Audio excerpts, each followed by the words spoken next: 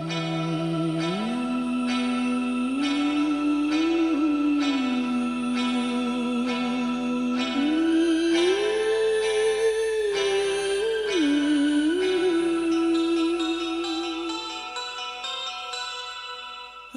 កទឹកនឹកទៅ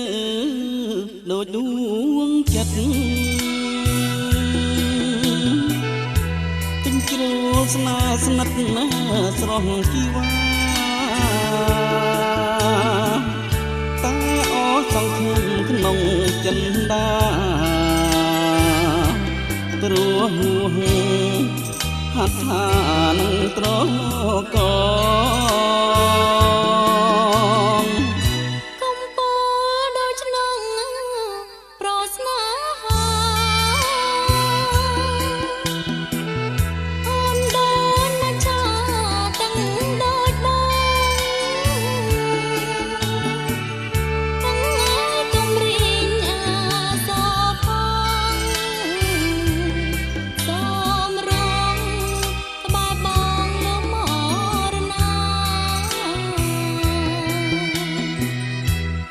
ជឿបានទេព្រះគង្គា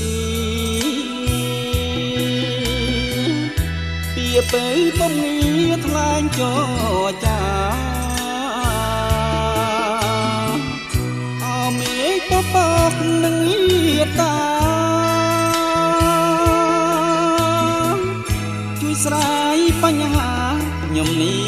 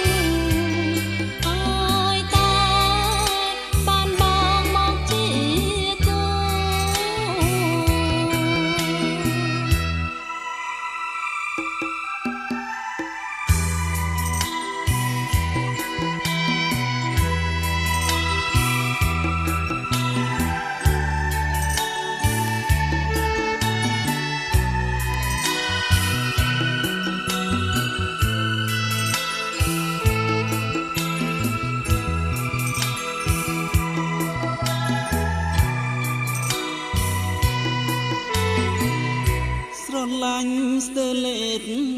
ក្រេតមិនហើយ